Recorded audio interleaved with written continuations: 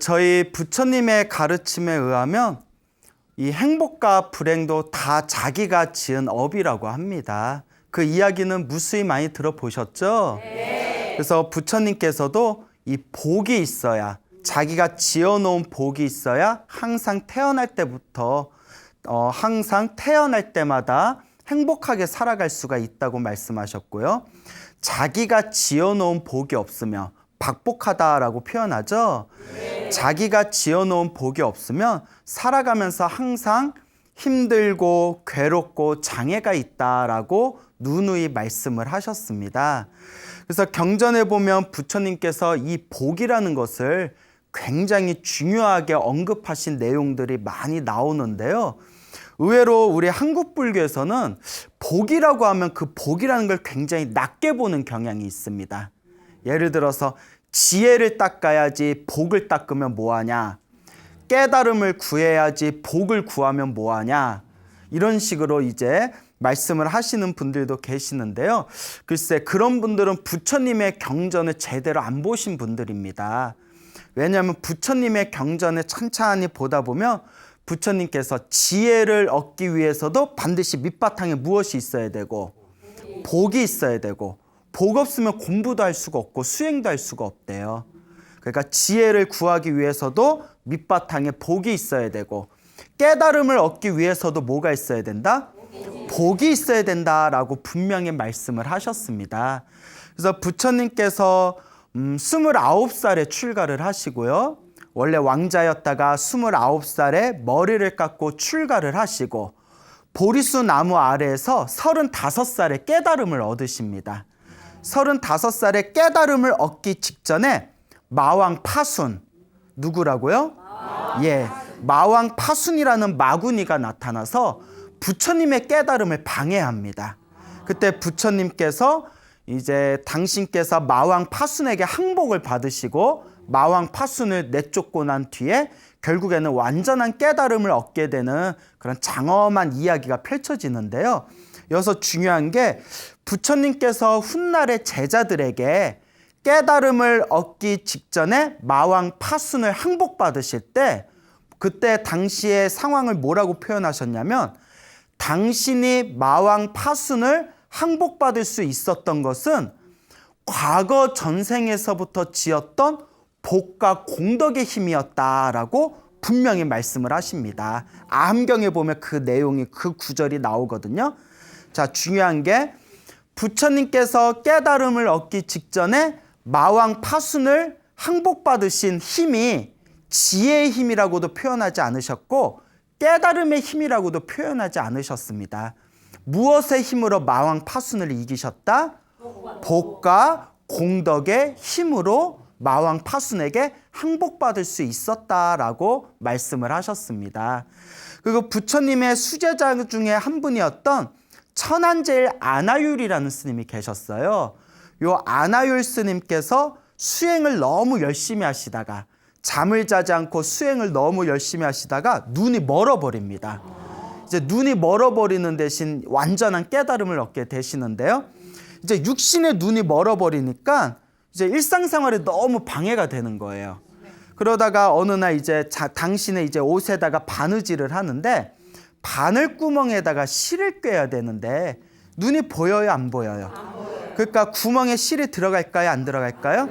그때 한숨을 쉬시면서 누구라도 복을 짓고 싶은 사람이 있다면 내 바늘 구멍에 실을 꿰어준다면 큰 복을 얻게 될 텐데 라고 한숨을 쉬고 있을 때, 그때 누가 나타나서?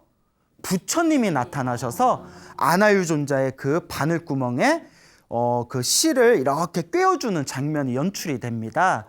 그때 아나율 스님이 깜짝 놀라서, 아니 부처님께서는 모든 복을 이루셨는데 더 무슨 복을 지을 게 있으셔서 요 제 바늘구멍에 실을 꿰어주십니까? 라고 하니까 부처님이 하신 아주 유명한 말씀, 열애는, 부처는, 붓다는 복을 지어도 만족하지 않는다.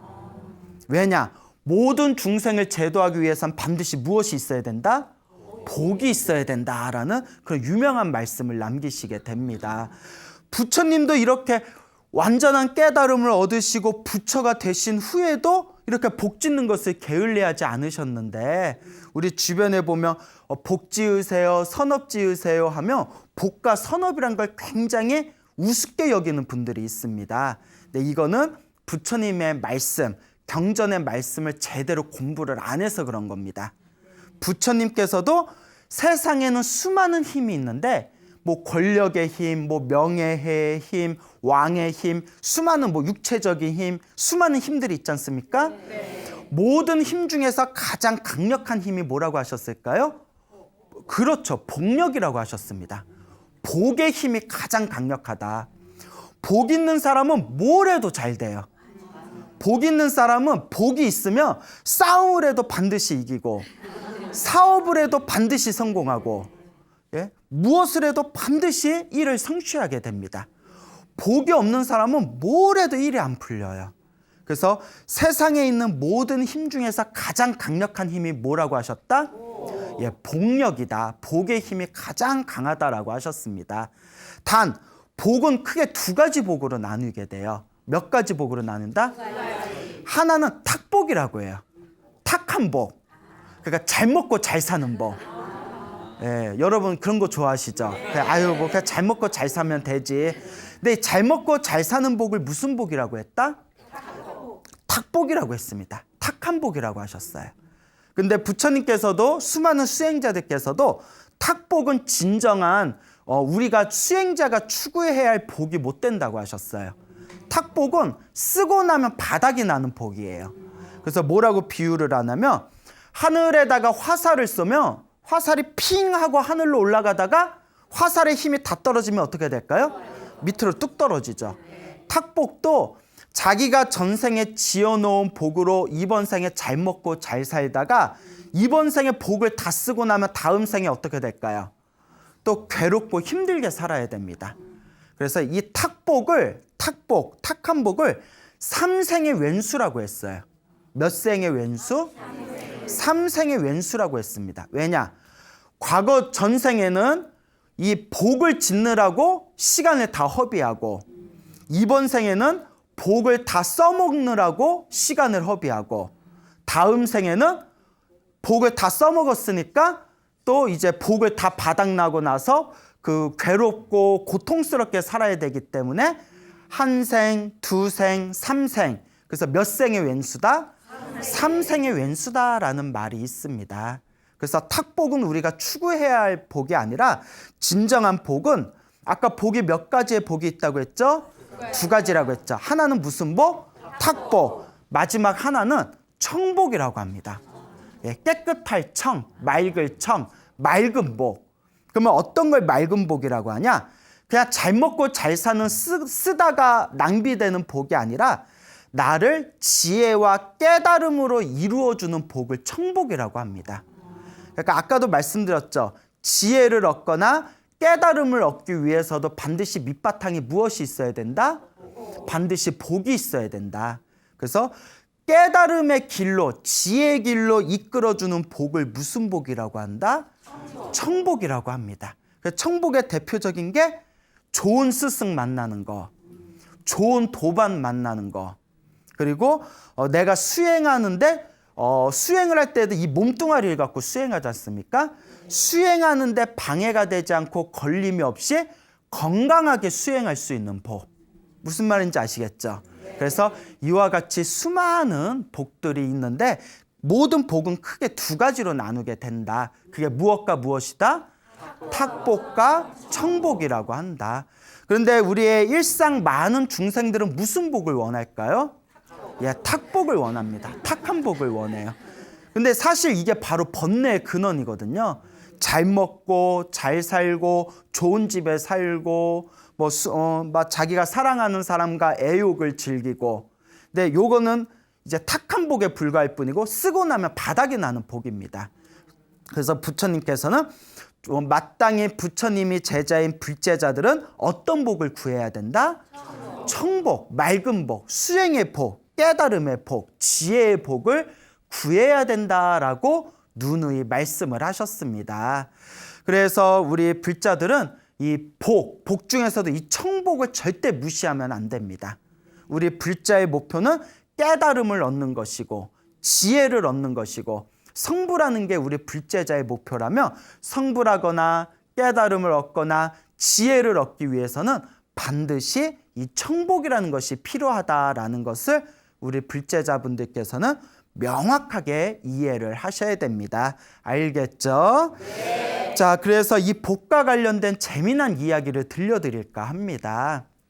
머나먼 과거 전생에 아주 머나먼 과거 전생에 어느 도시가 있었는데 그 도시에 어느 재정관이 있었습니다. 이 재정관이란 것은 인도, 고대 인도에 굉장히 지위가 높은 벼슬을 재정관이라고 부릅니다. 그래서 이제 재정관이라는 벼슬이 있었는데 뭐 우리로 치면 뭐 영의정, 좌의정 뭐 그 정도 되겠죠.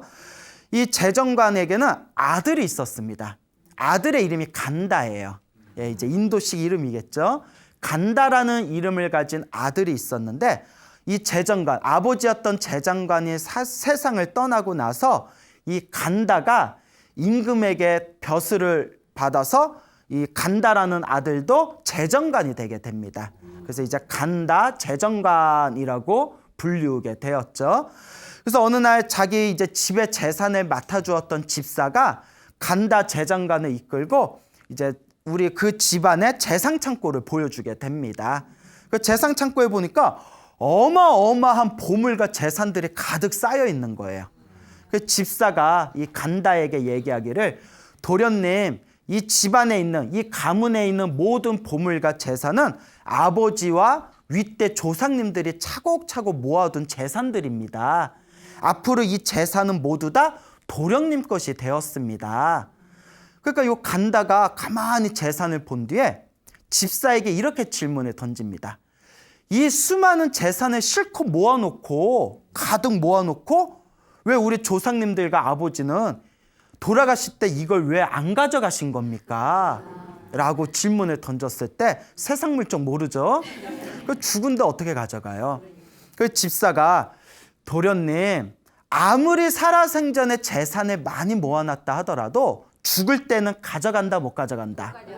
가져갈 수가 없습니다. 죽은 뒤에 가져가는 건 오직 하나밖에 없습니다.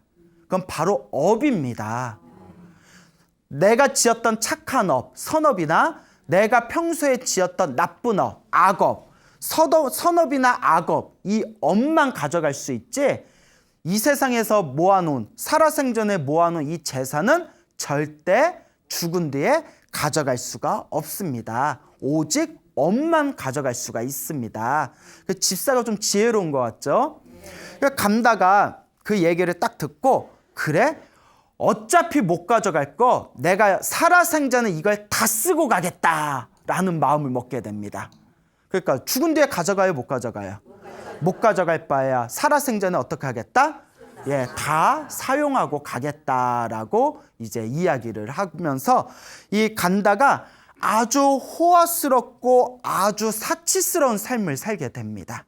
아주 호화스럽고 사치스러운 삶을 살면서 특히 보름에 한 번씩 10만 양의 돈을 투자해서 몇만 양? 10만 양. 예, 10만 양의 돈을 투자해가지고 하루 한 끼의 식사에 10만 양을 이제 자기가 투자를 해서 보름에 한 번씩 하인을 시켜서 북을 둥둥 두드리면서 도시를 돌아다니게 합니다. 그래서 하인이 북을 둥둥 두드리면서 우리 주인이신 간다 재정관님께서 보름에 한 번씩 한 끼 식사에 10만 양을 투자해서 식사를 하십니다.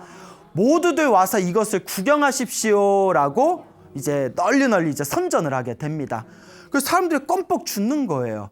아니 도대체 한 끼 식사에 10만 양을 먹으니까 이게 무슨 일인가 싶어가지고 도시에 있던 수많은 사람들이 이제 그 간다 재정관의 집을 몰려들게 됩니다. 그러니까 하루 한 끼 10만 양을 먹으니까 사람들이 너무 신기할 거 아니에요. 근데 사람들이 다 모여가지고 간다 재정관이 밥 먹는 모습을 보면서 모두 다 껌뻑껌뻑 놀라는 겁니다. 너무나 호화스럽고 너무나 사치스러운 그런 그릇과 식기와 의자와 장식품과 살아생전 서민들은 한 번도 보지 못했던 휘황찬란한 음식들을 보면서 다들 감탄을 하게 됩니다. 그러니까 이 간다제정관이 그래 뭐 사는 게 이 맛이지 뭐 이러면서 그렇게 보름에 한 번씩 한 끼 식사를 할 때 얼마의 돈을 투자하셨다? 10만 양의 돈을 투자하면서 그렇게 이제 식사를 하게 됩니다. 그러니까 이게 이제 널리 이제 도시와 나라에 널리 이제 그 소문이 퍼지게 되었는데요. 때마침 시골에서 나무 장작을 패면서 나무를 팔면서 사는 이 가난한 나무꾼이 있었어요. 하루는 이 나무꾼이 나무를 짊어지고 나무를 팔기 위해서 이제 도시에 오게 됩니다. 그래서 이 가난한 시골 사람이었던 이 나무꾼이 어느 날 이제 친구 집에서 이렇게 머무르고 있을 때 때마침 그때가 보름이었어요. 그러니까 친구가 이제 그 서울 친구가 시골에서 온 가난한 나무꾼, 가난한 친구에게 야, 오늘 저녁에 간다, 저기 재정관이 한 끼 식사에 10만 양을 투자해서 식사를 하는 날이 바로 오늘인데 너 본 적 있냐? 그리고 이 가난한 시골 나무꾼이 아니 나 본 적이 없는데 야 기가 막히다. 세상에 그렇게 휘황찬란하고 호사스럽고 사치스럽게 식사하는 장면은 내 살다 처음 본다. 때마치 오늘이 그날이니까 한번 구경을 가자꾸나. 그래서 이제 이 서울 친구가 나무꾼 친구를 데리고 간다 재정관의 집에를 딱 찾아가게 됩니다. 근데 이미 간다 재정관의 집에는 수많은 구경꾼들이 가득 모여 있어요. 가득 이제 모여 있다 보니까 그 사이를 이제 이렇게 틈을 파고 들어가서 이제 때마침 간다 재정관이 식사하고 있는 모습을 딱 보게 됩니다. 그 나무꾼도 입이 떡 벌어지는 거예요. 야, 세상에 저렇게 호화스럽고 저렇게 사치스럽게 밥을 먹는 거는 내가 살다 처음 본다. 근데 음식이 너무 맛있어 보이는 거예요. 그 시골에서 가난하게 살다 보니까 뭐 먹어도 맨날 주먹밥이나 먹고 옛날엔 또 얼마나 가난하게 살았어요. 너무 먹고 싶어서 옆에 있는 친구, 서울 친구의 옆구리를 꾹꾹 찌르면서 나 저거 한 입만 먹고 싶다. 제발 나 저 한 입만 먹고 싶다. 만약에 내가 저걸 먹지 못하면 나는 확 죽어버리겠다라고 말을 하는 거예요. 그래서 서울 친구가 보고 음식 하나 때문에 죽겠다는데 그래서 서울 친구가 요 나무꾼 친구를 위해서 앞으로 나갑니다. 그러면서 간다 재정관에게 재정관님 안녕하십니까 하고 인사를 하면서 제가 멀리 시골에 사는 친구하고 같이 왔는데 우리 친구가 재정관님이 드시는 음식 한 숟가락만 먹고 싶답니다. 한 숟가락만 맛 좀 볼 수 있겠습니까? 하니까 그 재정관이 안 돼! 하고 거절을 하는 거예요. 안 돼! 하고 거절을 하니까 그러지 말고 조금만 주십시오. 우리 친구가 저걸 먹지 못하면 확 죽어버리겠답니다. 그 재정관이 뭐라고 하냐면 이게 얼마짜리 음식인 줄 아냐? 달라는 대로 내가 다 퍼주면 나는 뭘 먹냐? 그냥 구경이나 해라. 이렇게 이제 매몰차게 얘기를 합니다. 그러니까 이제 서울 친구가 나무꾼 친구한테 들었지? 야, 너 먹기는 글렀다. 그냥 포기해라. 이렇게 이제 이야기를 하죠. 그러니까 이 간다 재정관이 먹고 있는 모습을 보면서 요 나무꾼이 너무 먹고 싶은데 하다가 다시 서울 친구한테 내가 저 음식을 먹지 못하면 나 오늘 확 죽어버릴 거다. 또 이래버리는 거예요. 또 서울 친구가 의리가 있어요. 우리 같으면 약간 뒤져라 막 이렇게 얘기했을 수도 있는데 그냥 죽어라. 야, 음식 하나 못 먹는다고 죽을 바에 그냥 죽어라. 뭐 이럴 수도 있을 텐데 서울 친구가 너무나 의리가 있었는지 다시 재정관 앞으로 가서 재정관님 그 음식 한 숟가락만 주시면 안 됩니까? 우리 친구가 그 음식 맛을 못 보면 오늘 확 죽어버리겠답니다. 그 재정관도 기가 막히겠죠? 그래서 이렇게 얘기합니다. 그대 친구에게 이야기를 해라. 그러면 죽겠다는 마음을 먹을 정도면 3년만 내 밑에서 열심히 일을 해라. 3년 동안 돈을 받지 않고 열심히 일을 하면 내가 3년 후에 내가 그 상으로 그 노동의 대가로 내가 이 음식을 맛보게 해주겠다. 여러분들 같으면 하겠어요? 안 하겠어요? 네, 배가 불러서 그런 거예요. 네. 그 나무꾼이 무슨 생각을 하느냐? 그래, 까짓 거 내가 평생 30년을 일해도 저런 음식을 맛볼 수 있다 없다? 맛볼 수가 없다. 그럴 바야 내가 몇 년 동안 고생을 해서 3년 동안 고생을 해가지고 내가 열심히 일을 해서 저 음식 한번 내가 맛보자. 평생 내가 언제 저 음식을 맛보겠냐. 그래서 이 나무꾼의 집에 일단 갑니다. 시골에 있는 집에 가니까 부인도 있고 자식도 있는 거예요. 부인과 자식에게 내가 오늘 그 나무 팔려고 이제 도시에 갔다가 이런 일을 겪었는데 3년 동안 저 3년 동안 돈을 받지 않고 열심히 일을 해주면 3년 후에 저 음식을 맛보게 해준다고 했다. 그러니 3년 동안 나 그 집에서 일해줄 테니까 나 찾지 말아라 하면서 집을 가출을 해버립니다. 정말 대책 없죠? 자, 어쨌거나 이제 그 재정관, 간다 재정관의 집에 가서 3년 동안 열심히 일을 해줍니다. 3년 동안 딱 시간이 흐르니까 그 간다의 집사가 이제 간다에게 이렇게 얘기를 합니다.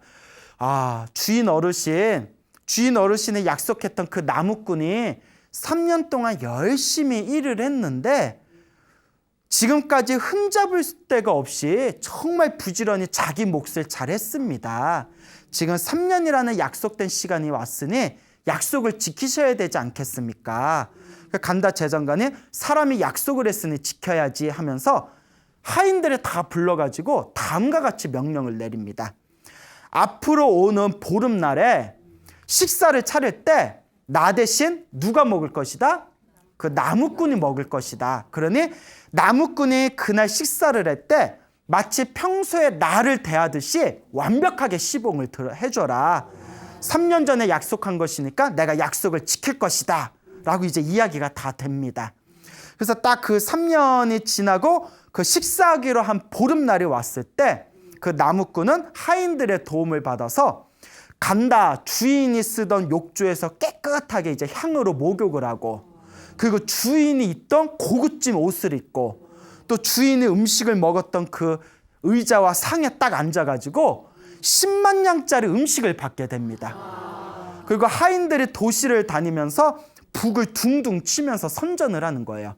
3년 전에 간다 재정관님과 약속을 했던 이 나무꾼이 3년의 일을 모두 마치고 이 간다 재정관님이 그 약속을 지키기 위해서 오늘은 나무꾼이 그 10만 냥의 밥 한 끼를 먹는 날입니다. 모두 와서 구경하십시오라고 널리 선전을 했다고 합니다. 그러니까 수많은 사람들이 모여들었겠죠. 그래서 이제 딱 때가 돼서 이제 밥을 먹을 때 옛날 고대 인도에서는 밥을 먹을 때 뭐 지금도 인도에서는 그렇지만 손으로 먹지 않습니까? 그러니까 밥을 먹을 때 반드시 손을 닦습니다. 이제 손을 다 깨끗이 닦아서 밥을 먹으려고 하는 찰나에 멀리서 모든 번뇌와 욕망이 사라지신 성자께서 이렇게 탁발하려고 지나가는 걸 딱 보게 됩니다. 깜짝 이제 놀란 거예요. 멀리서 이제 성자가 거기에 싹 지나가는데 수많은 사람들이 구경하고 있고 멀리서 지나가는 걸 그 나무꾼이 보게 됩니다. 하필이면 나무꾼 눈에 거기 딱 들어온 거예요. 그때 나무꾼이 문득 이런 생각을 합니다. 이게 굉장히 중요한 부분이에요. 나는 지금까지 가난한 집안에 태어나서 지금까지 뼈 빠지게 일만 하면서 살아왔다. 나는 이 음식 하나 얻어먹기 위해서 3년 동안 정말 몸과 마음을 다해서 3년 동안 일을 열심히 해서 이 음식을 얻어먹게 되었다. 하지만 이 음식을 먹어봤자 결국은 내 뱃속에서 하루 낮 하루 밤만 있을 뿐이다.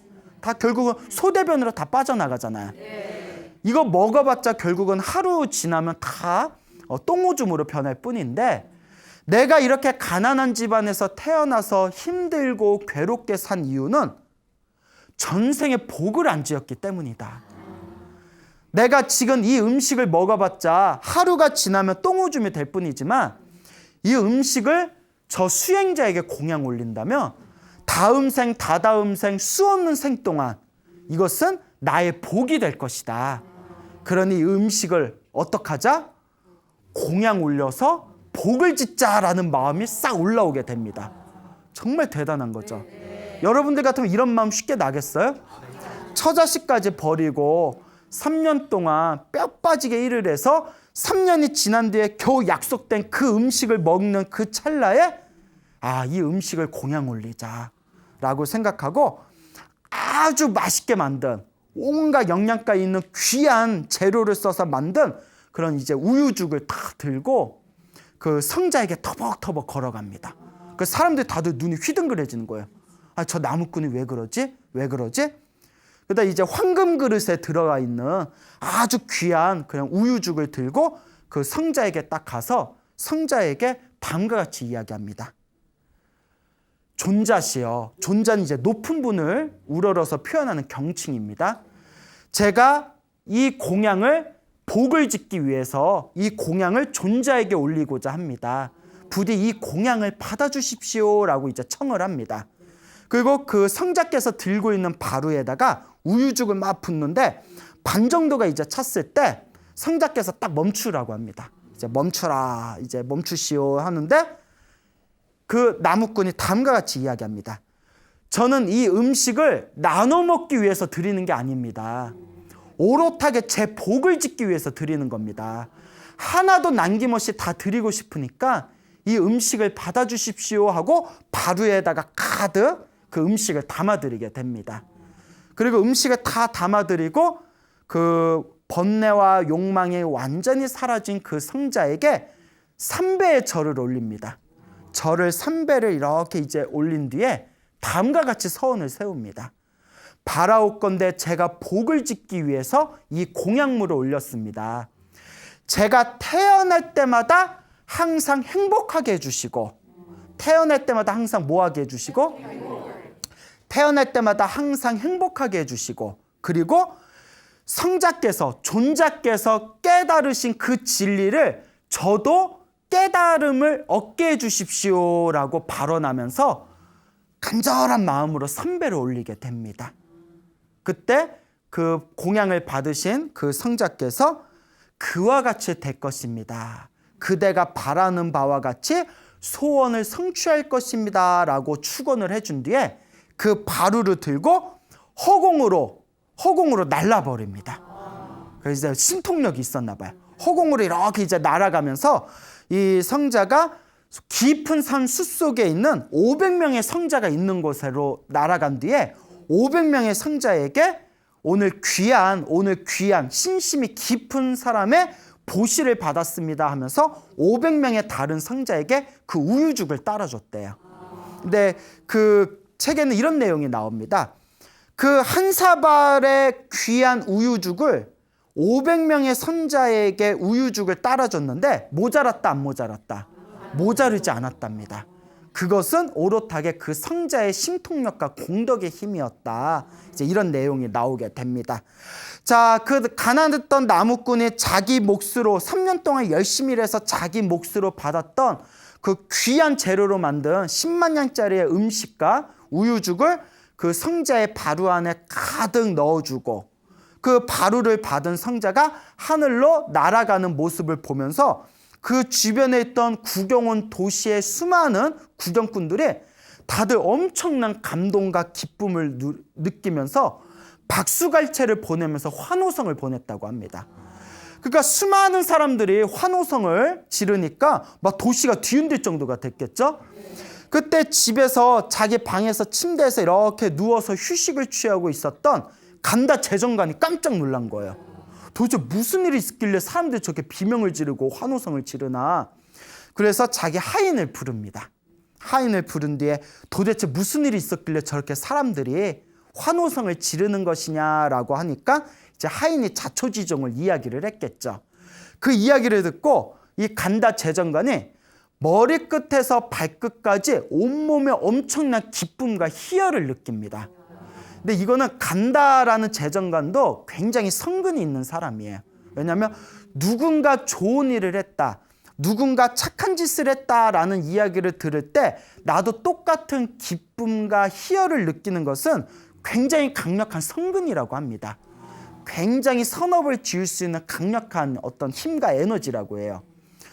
자기가 3년 동안 열심히 일한 대가로 자기가 그 10만 냥치의 그 사치스럽고 호화스러운 저녁의 식사 시간을 만들어 줬는데 거기서 엄청난 이제 그 공덕을 지은 그 나무꾼의 이야기를 듣고 똑같은 기쁨과 희열을 느꼈던 간다 이 재정관이 그 나무꾼에게 달려갑니다.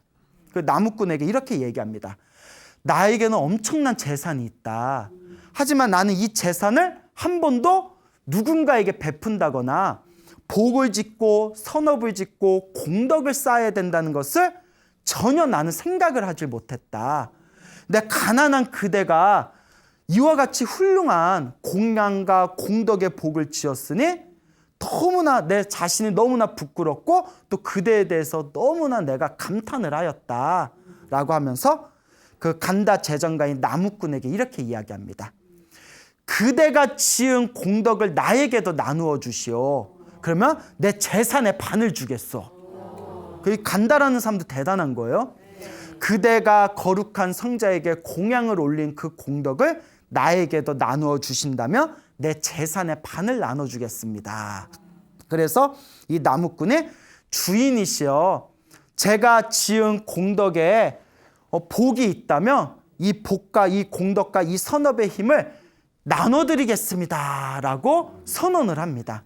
그러니까 이 간다 재정관이 너무 기뻐서 자기 재산의 반을 나눠주고 둘이 주인과 하인 관계가 아니라 이제 서로 친구로서 평생 우정을 지키면서 살았다라는 그런 이야기가 전해지고 있습니다. 자, 어쨌거나 3년 동안 정말 철없는 사람이었죠. 처자씨 내팽겨치고 3년 동안 그냥 저기 아무런 그런 이제 돈도 받지 않고 3년 동안 뼈 빠지게 일을 해가지고 그 10만 양치의 그 약속된 음식을 받았는데 오롯하게 그걸 누구에게 공양 올렸죠? 번뇌와 욕망이 사라진 성자에게 공양을 올리고, 그리고 이제 간다 재정관과 함께 이제 또 친한 친구가 된 이 나무꾼의 이야기를 들려드렸는데요. 이 나무꾼이 죽은 뒤에 자기가 지었던 선업의 힘에 의해서 죽은 뒤에 하늘 세계에 태어나게 됩니다. 하늘 세계에 태어나서 천상의 복을 누리다가 2600여 년 전 석가모니 부처님 시대에 사람으로 다시 태어나게 됩니다. 이 나무꾼이. 자, 그래서 이제 또 본격적인 이야기가 흘러가는 거예요. 이 나무꾼이 석가모니 부처님 시대에 태어나게 되었을 때 석가모니 부처님의 10대 제자 중에 지혜제일이라고 불렸던, 무슨 제일? 지혜제일이라고 불렸던 사리불 스님의 신도 집의 아들로 태어나게 됩니다. 신도 집의 아들로 태어나게 됐는데, 이 신도, 사리불 스님의 신도네 집의 아들로 이렇게 임신을 했을 때부터 이 아이가, 그러니까 전생에 누구였죠? 예, 성자에게 공양 올린 나무꾼이었죠.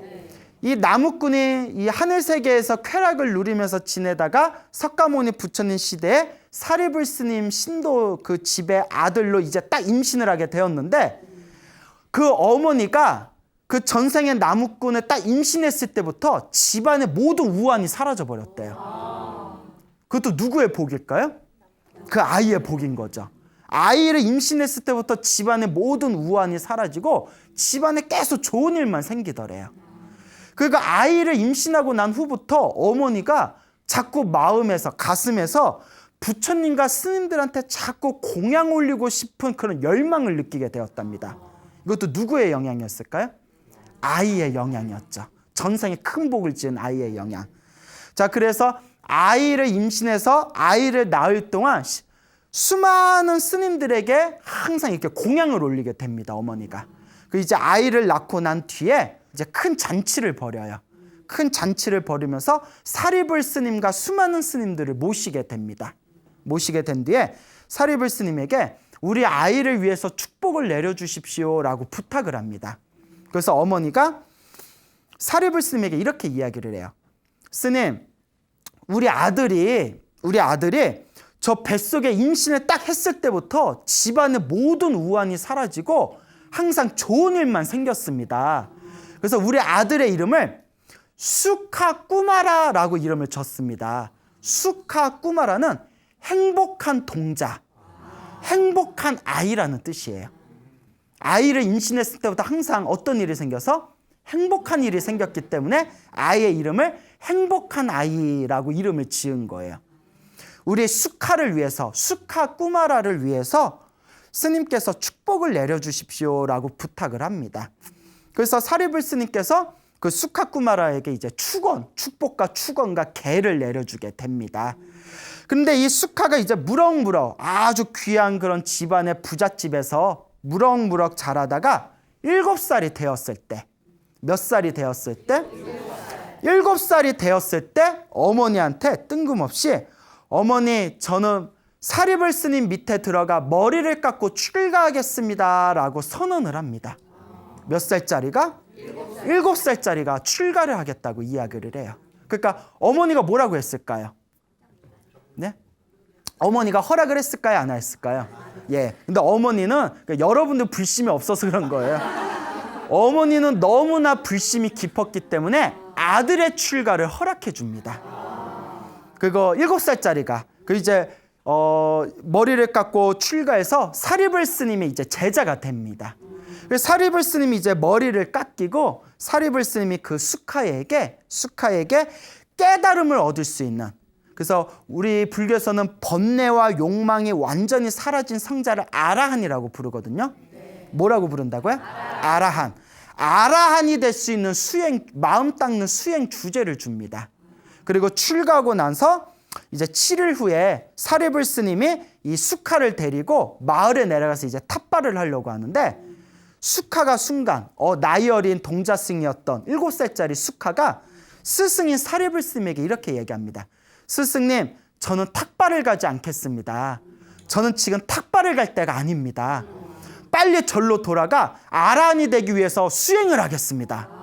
몇 살짜리가? 7살짜리가. 그 전생에서부터 지어놓은 복이 있어서 그런 거예요. 그래서 사리불 스님이 그걸 허락을 합니다. 그럼 내가 대신 탁발을 갔다 오겠다. 이제 탁발을 이렇게 나갔을 때 이 수카는 절로 돌아와서 고요의 가부좌를 들고 사리불 스님이 가르쳐준 방법대로 깊은 명상의 세계에 들어갑니다. 깊은 명상의 세계에 들어가서 아라한이 되려면 4단계가 있어요. 1단계는 수다원, 2단계는 사다함, 3단계는 아나함, 4단계가 아라한이거든요. 동자승 수카가 순식간에 3단계 아나함이 돼버립니다. 그러니까 아나함 다음엔 아라한이에요. 그래서 이제 3단계 아나함에 갔을 때 사리불 스님이 다 탁발을 하고 와서 이제 막 절로 들어가려고 할 때 부처님은 그걸 꿰뚫어 보십니다.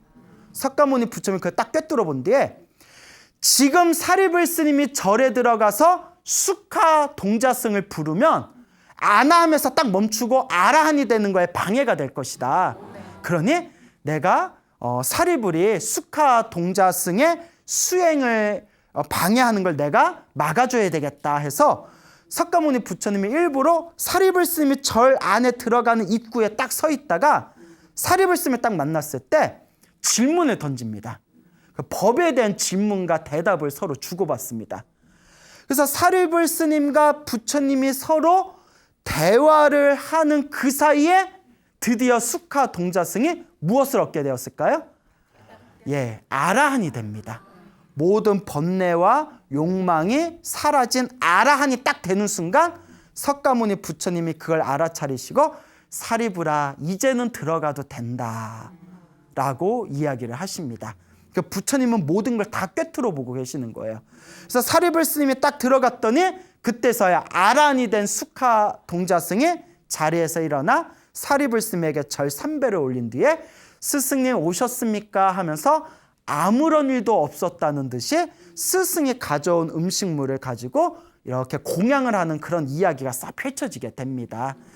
그리고 부처님께서 저녁에 수많은 스님들을 모아놓고 이 수카라는 어린 동자승의 전생의 나무꾼이었을 때 이야기와 이번 생에는 전생에 지었던 강력한 선업의 힘에 의해서 이번 생에 이 어린 동자승이 아라한이 되었다라는 이야기를 들려주시고 수많은 스님들과 불제자들이 다 함께 기뻐하고 찬탄하였다라는 이런 아름다운 이야기가 우리 경전에 전해지고 있습니다.